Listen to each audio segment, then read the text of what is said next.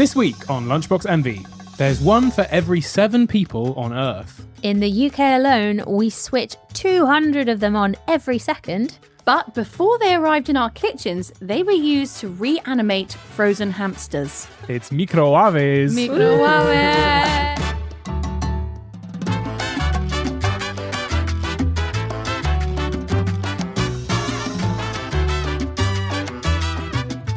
Hello and welcome to Lunchbox Envy. I'm Alex and I'm here with my fellow QI elf, Manu. Hello, Manu. Hey, Alex. We are also joined by food writer and chef Rosie. How are you doing? Hi, hello, hi.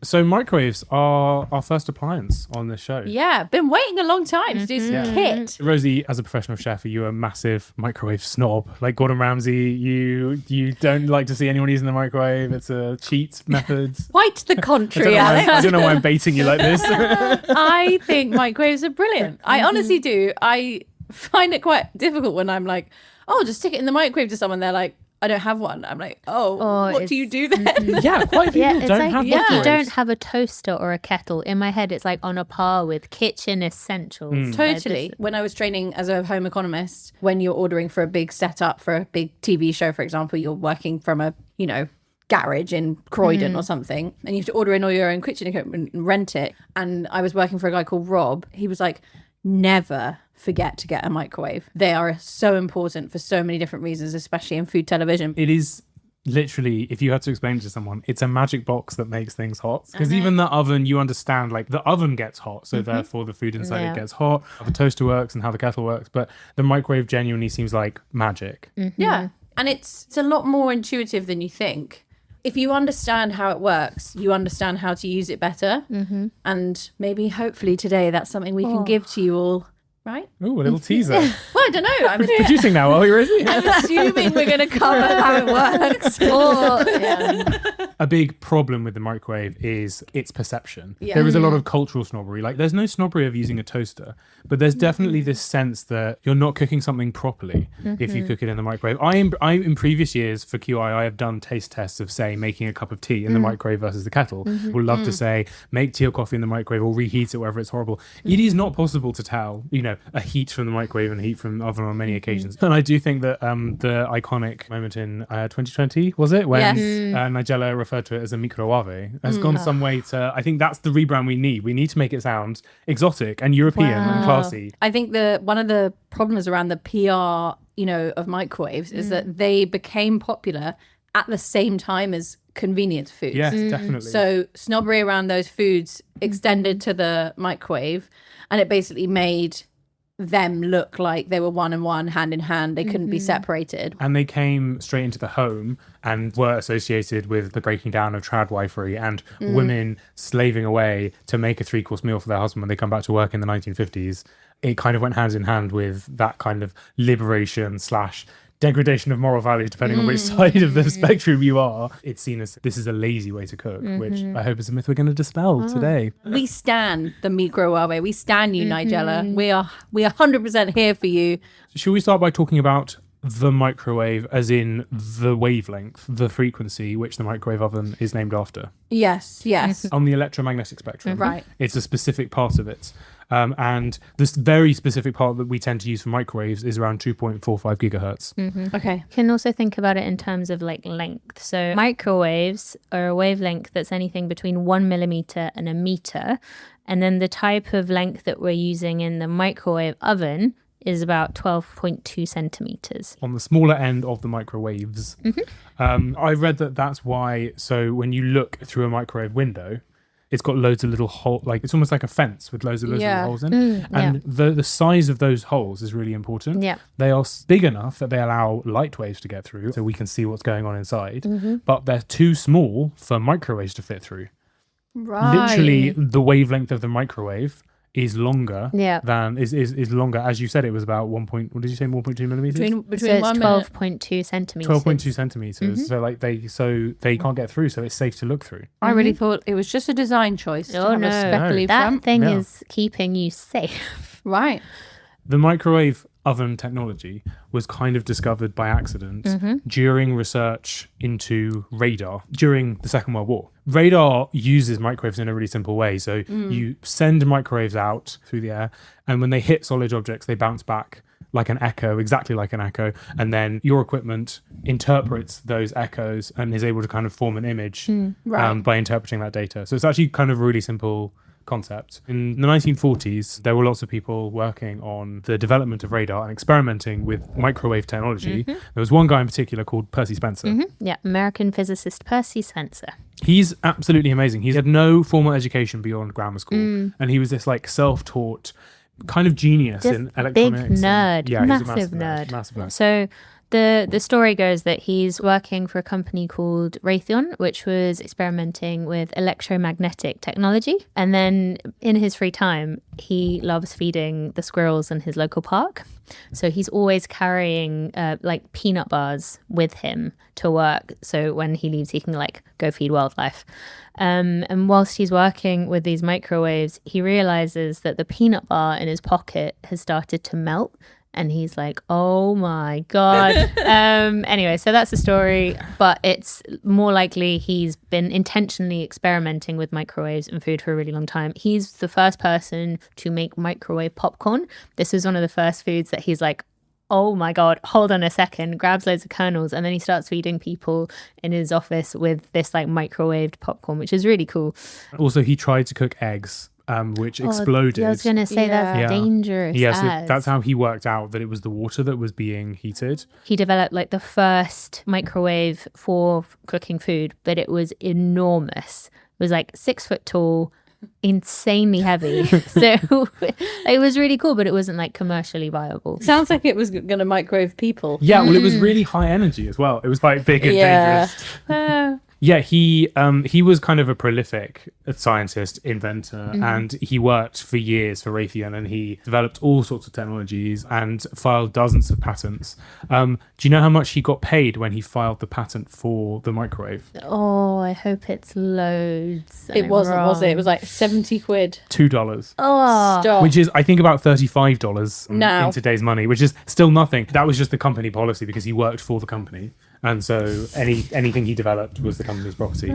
So he's never ever been able to cash that in. No, he never made huge amounts of money from it. I think he did fine overall in his life because he Yeah. was actually a prolific inventor. But he's not like the billionaire behind the microwave. He doesn't live in a huge glass square house with a revolving floor that's really warm So inside. So he filed the first patent in 1945, and then slowly they developed the microwave into a product which started out massive. But a couple were installed on warships and in big industrial factories. And then it started getting a little bit smaller. You could buy a wall installed version for like kind of a few tens of thousands of dollars. So they were still like a really big, expensive, like I suppose like a top range stove, proper kit. And then 1967 was the countertop revolution. Probably still about the size of a large microwave today. The countertop revolution sounds like something they would have made up on like Shopping Channel. Yeah. It's the countertop revolution. That's a good way to describe a microwave. Like, that's what they do. They sit on the countertop and revolve. Oh, it is a yeah, you're right. So this was when they managed to actually like build a microwave to be safe and not like leak microwaves and to be convenient to use. And so that's when sales started climbing dramatically. And to be honest, the design of the microwave hasn't really changed that much since then because they're so simple. I think the microwaves of the 1970s look a lot like the microwaves today, 50 years later, which is pretty amazing. And rare for appliances and stuff like that. Definitely. Spencer, he died in 1970, so actually he didn't really see the microwave get super, super popular. No. He saw it kind of on the verge. He didn't see the fall from grace it had either when pot noodles were invented. Yeah, it was really sweet. I was watching a documentary on microwaves, and his grandson is so proud of him when he's taught. I think it is his grandson. You would be, because like that is a genuinely life-changing invention. So should we crack in? Let's do it.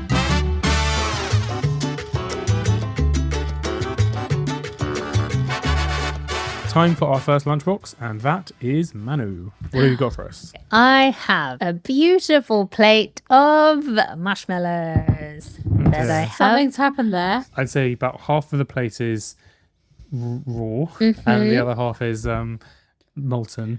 It's cool, isn't it? And did you cook these in the microwave, I assume? Yes, I did. So I cooked them in the microwave, but I removed a key component from the microwave to do this. Okay. Basically, I cooked them with no spinning plate. Oh, so that's why they're so uneven. So should we talk about how the microwave works? Yes. Burnt marshmallow. Is it good? Really good. Nice. So the spinning plate is my favorite bit of the microwave. I'd never thought about it before, but I watched a really nice documentary by Hannah Fry on microwaves in her series The Secret Genius of Modern Life. And she breaks apart the microwave, literally breaks apart the microwave in the documentary. And one of the bits she looks at is the spinning plate. Okay, so just to quickly explain how the microwave works. The bit that's creating the electromagnetic waves is called a cavity magnetron. And that sends the waves into the center of the box, which is surrounded by a Faraday cage, which basically stops the electromagnetic waves from getting out. So if you put your mobile in the microwave, you can't call it. Like, none of the waves from a phone outside the microwave is going to get to the phone on the inside of the microwave. Oh, I did not know that. That's so clever. And the way that these electromagnetic waves work is they jiggle the water molecules in your food. So it excites the water molecules so much that like friction builds between them and the other molecules in the food, and that heats it up. That's why it's so much quicker than a conventional oven, because like the oven is heating the air around your food and it has to penetrate from the outside inwards, whereas a microwave is like creating all of this jiggle right in the food.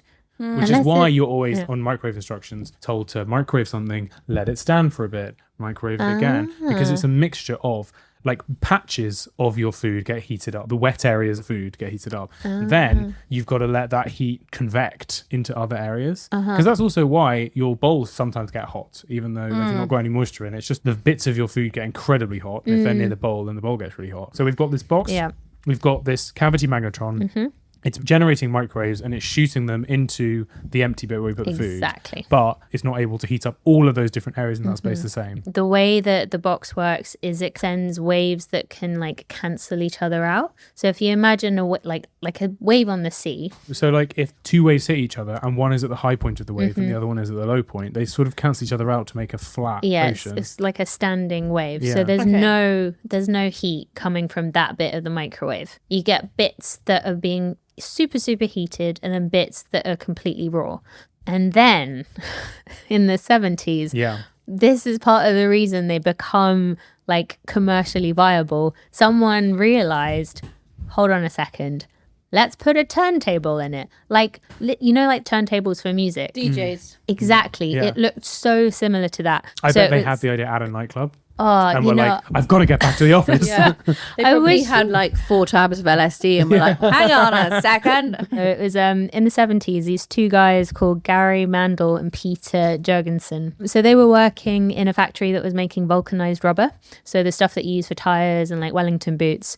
And they were using microwaves in their factory to heat up the rubber and the chemicals that like gave it these special properties. But their stuff was catching fire too, because they were getting these hot spots in the factory. So in the factory, they had to keep putting out all of these fires.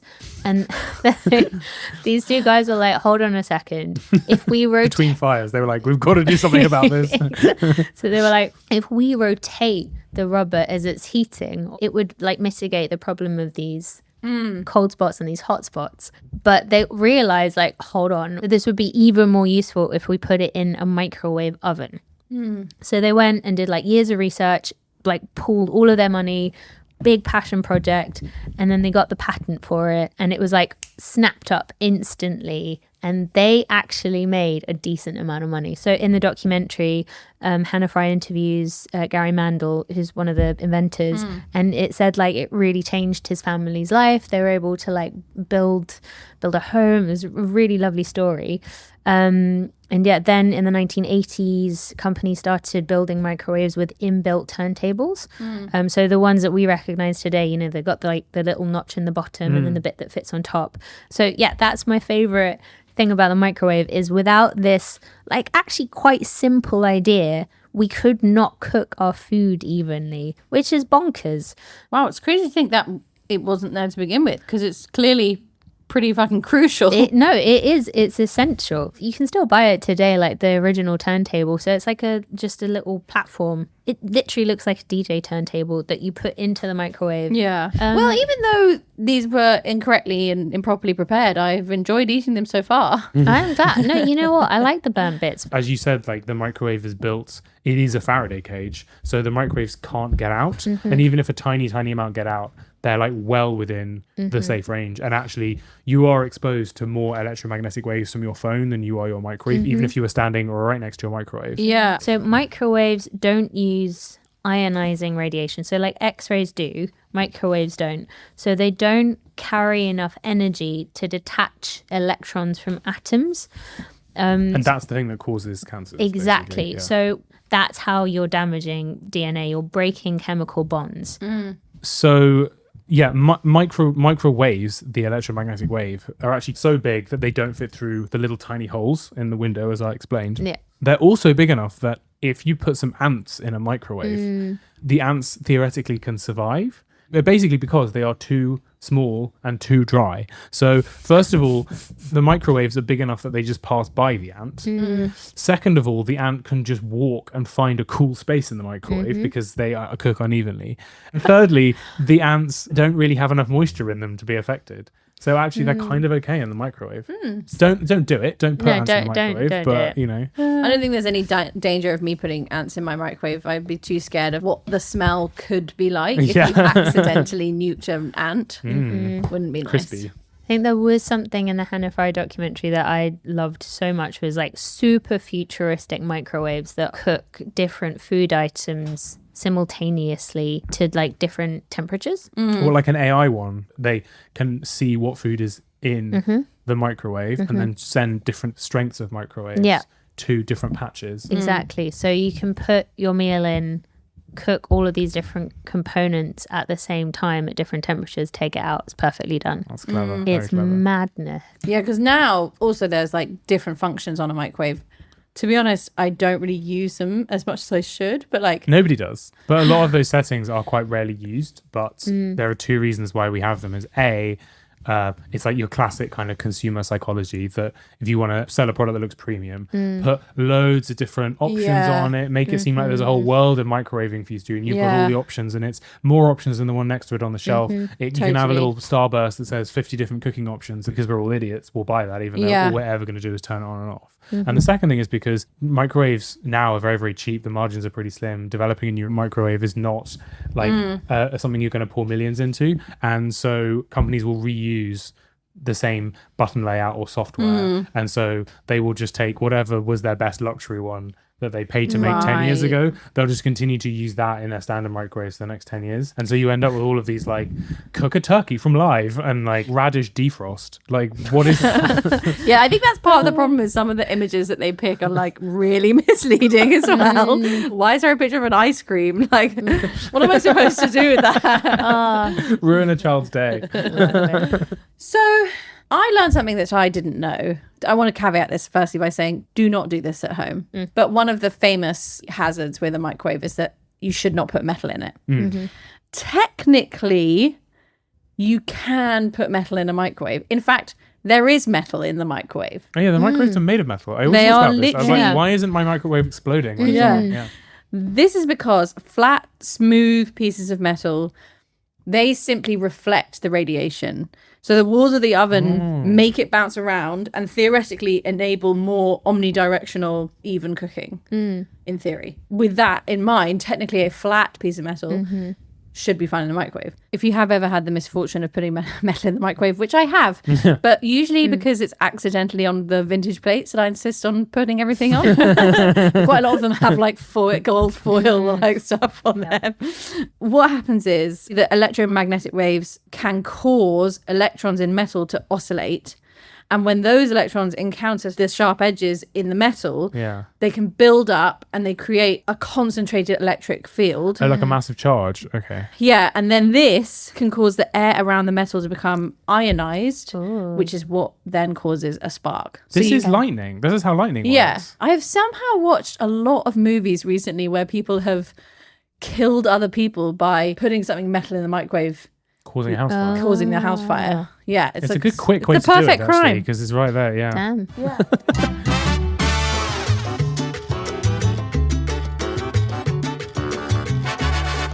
Okay, time for our second lunchbox, and that is Rosie. Yes, and I have done something which, you know, a lot of people will not expect from me.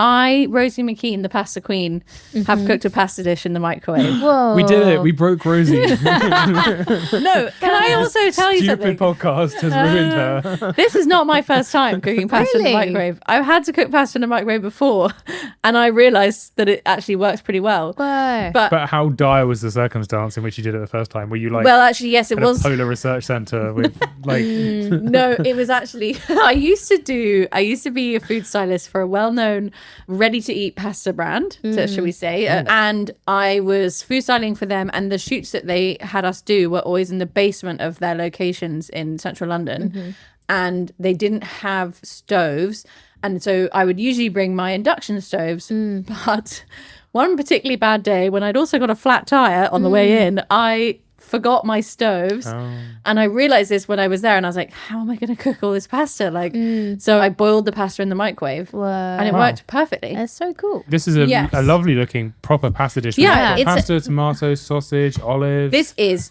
a recipe from a book called Microwave Meals, and it's by a chef called Tim Anderson, who I have really rated for a really long time. Tim won MasterChef in 2011, so that is quite a long time ago, and I was an avid MasterChef watcher at the time, and I loved his series because he basically is a specialist in American and Japanese cooking. He speaks Japanese. He's spent a lot of time there. He came up a lot in the microwave research, actually. I think he's now like one of the major names in microwave Well, cooking. exactly. Yeah. And Tim now has written lots and lots of cookbooks, and is just a really great voice in food media in the UK.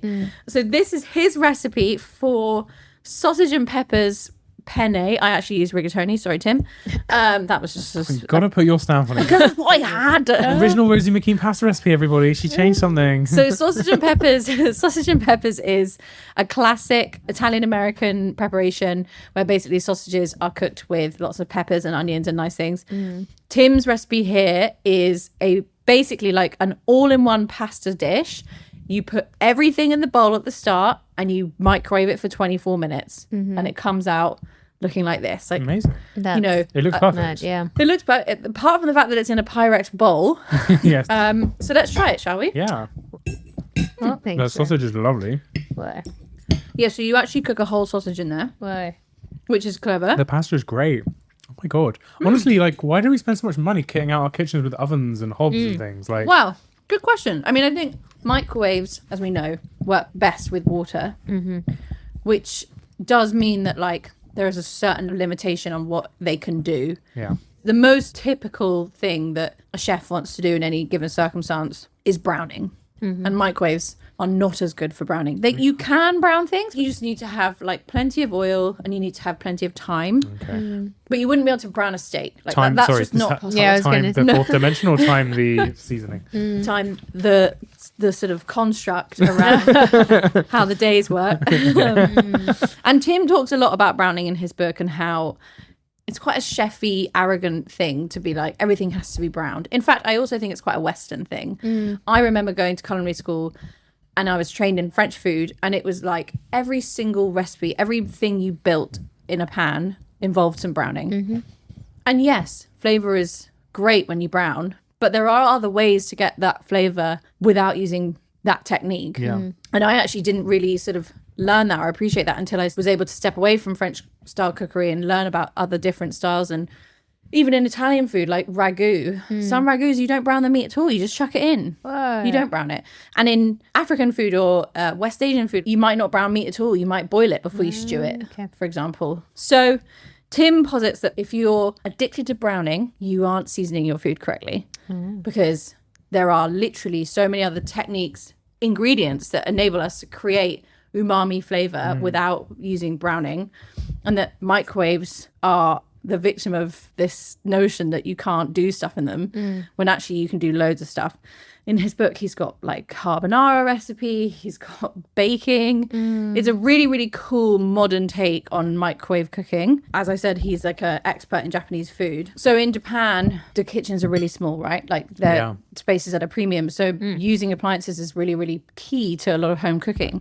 And that's why microwaves are actually used a lot more effectively over there, and also in Asia in general, I would say. And again, it's not even just at home. It's like anyone who's out on the road, anyone who like lives in a camper van or like living on like an Arctic research base or anything like this. Like the idea that you actually have to eat like shit because you don't have access to a proper kitchen isn't true. And also I think we are, especially in Western food, hung up on very trad cooking techniques like French. I think we've said on the pod before, but in Chinese cookery, for example, there's a real texture element about like flabby or sort of like chewy things that we would never ever get because it's never something we've grown up eating. But they're way more open to that, and they therefore use the kit around that, like microwaves or rice cookers or whatever, to sort of steam things really slowly. And it's just a little bit of a snobbery thing in food in general that people are funny about microwaves.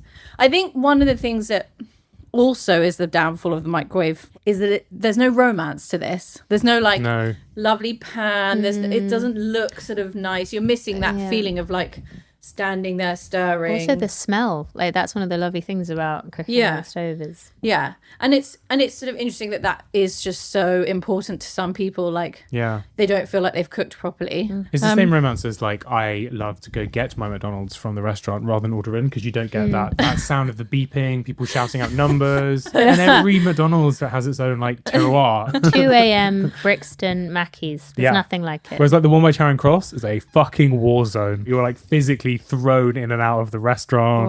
There are people like passed out, covered in ketchup in the corner. It's great. There is, however, a growing movement around microwaves becoming more popular with like proper chefs, like work in restaurants, use microwaves in their restaurants. Chefs, they offer something that humans and ovens and stoves can't, which is consistency. Once you've got the hang of a recipe in the microwave, you can make something extremely consistently every single time, and that's really helpful in a restaurant service because you can just be like, okay, checks on, I know that in 3 minutes my salmon mousse is going to be puffed up and ready to go and properly in the microwave. Marco Pierre White famously loves his microwave. He was the youngest chef ever to get 3 Michelin stars, so he is extremely well known, certainly in this country. And he swears by them. He said in his restaurant that they used to cook their veal kidney dish in the microwave to start with. They would also cook marrow bones in there, fish terrine, all those sorts of things. Fish in the microwave, what a crime. Sorry, like you know that's the worst thing for a microwave. In the office, that's the worst thing you can possibly do. And we haven't even talked about the energy efficiency as well. So much more energy efficient to cook in the microwave. It is massively beneficial cooking, for example, pasta.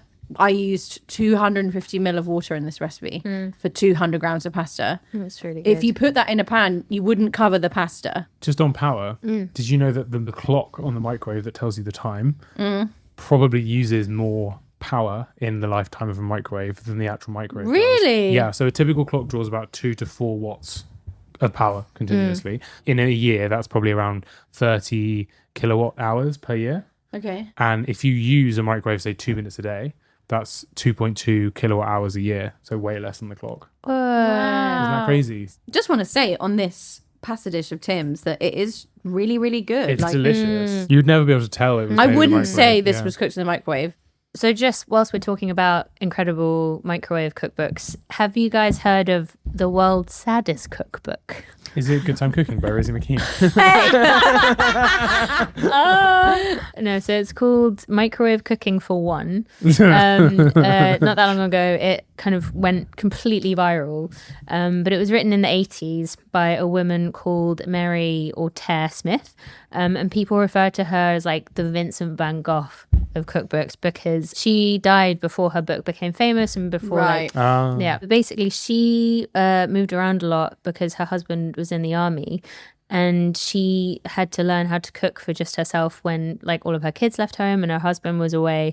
And using the microwave was like a really useful tool for her to cook meals for one quickly and not take that much time. And then she spent 10 years recipe developing for this book. And she used to like go into women's centers and teach other people how to cook as well using the microwave and like really simple ingredients, making like American classics actually really well. So I watched a video of her from the 80s and she cooks like an entire American breakfast, like actually browns the bacon as well. Yeah, you can brown bacon in the microwave. Really impressive.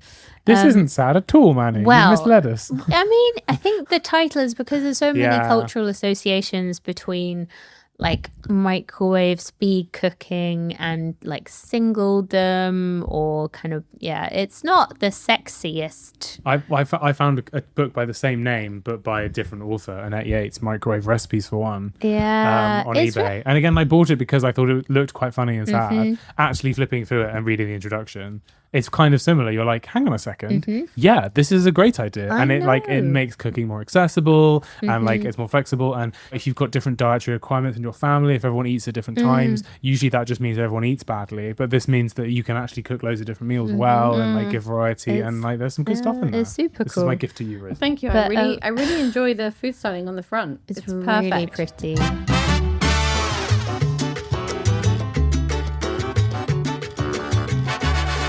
Time for our third and final lunchbox this week, and that is me. And I have made a classic microwave concoction from the height of COVID madness, a mug cake. Yum. Remember these guys? Always wanted to try one of these. I've never done it before. I think we might be the last 3 people on earth who've never made one. I made my first one last night. I was genuinely astonished. The whole concept is put a small amount of every cake ingredient, so like self-raising flour and an egg and some cocoa powder and a little bit of vanilla extract, some chocolate chip stuff into a mug. Mix it up, stick it in the microwave for 90 seconds. I was like, bullshit, this sounds like TikTok nonsense. And it genuinely makes like a hot chocolate kind of thing. So let's dig in and try. All right. Okay. Oh, Oh my God. very moist. It's so much more like cakey than I actually thought it was going to be. The texture is amazing. Listen, considering that took 90 seconds, the science of that is impressive to me. So, first of all, I mean, this might be old news to everyone else who has been eating mug cakes for years. I brought this in because it represents some of the weird shit we did with microwaves, especially in the COVID era. People put a lot of stuff in microwaves that really shouldn't have been put in there.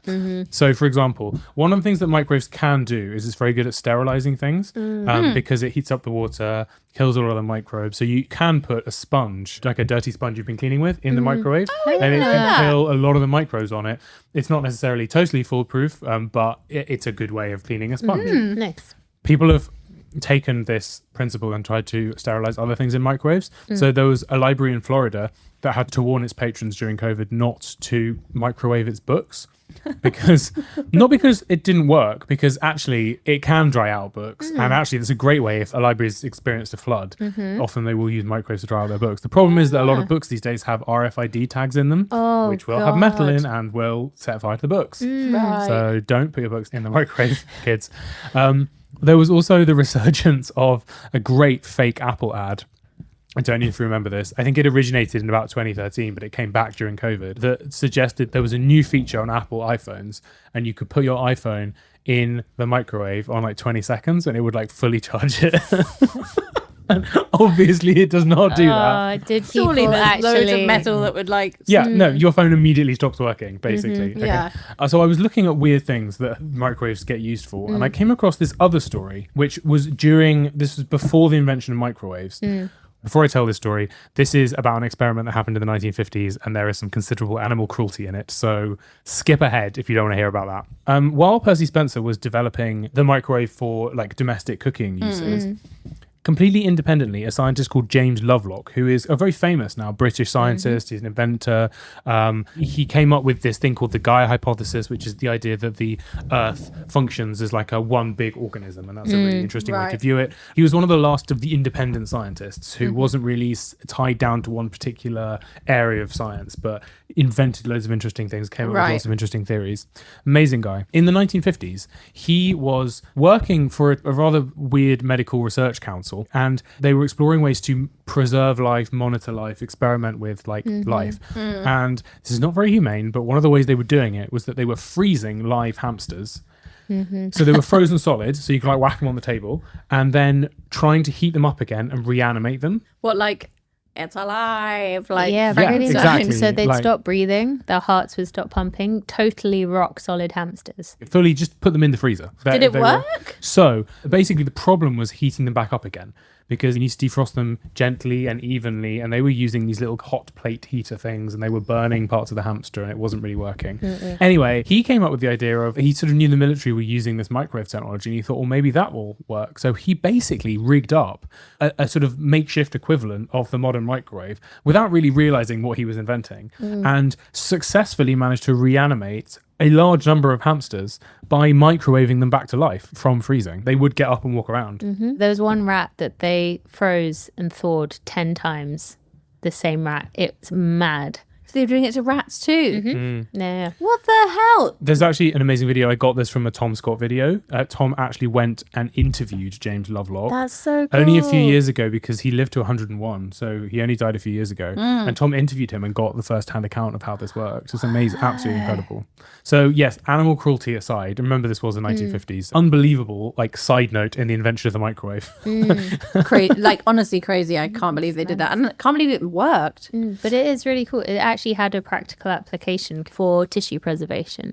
So say with organ donation and stuff, you want to be able to like keep things for a really long time and then heat them back up Yeah. to like a usable temperature. Yeah. And then way off in the future, the idea of interstellar travel and being able to preserve humans in some way and then wake them up in hundreds of years after they've traveled. Yeah, After like a years. ping. Like Dr. Evil in Austin Powers. And there'll be a book on microwave reanimation for one. Oh, God.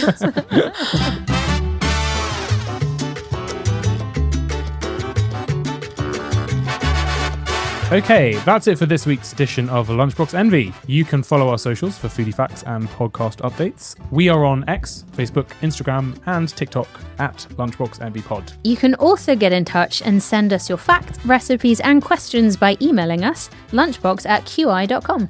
And we will leave you with this. Since the 1990s, the Parkes Observatory in New South Wales, Australia, one of the world's premier radio telescopes, had been detecting strange short bursts of radio waves. Known as peritons, these signals were puzzling astronomers because they resembled a rare and powerful emission believed to come from far-off galaxies.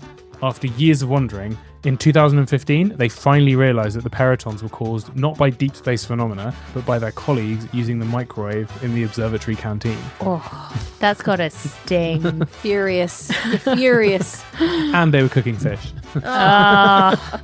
We will see you next week. Goodbye. Bye. Bye. Lunchbox Envy was hosted by Manu Onryo, Rosie McKean, and produced by me, Alex Bell. It was mixed by Li Ying Lee. This has been a quite interesting podcast.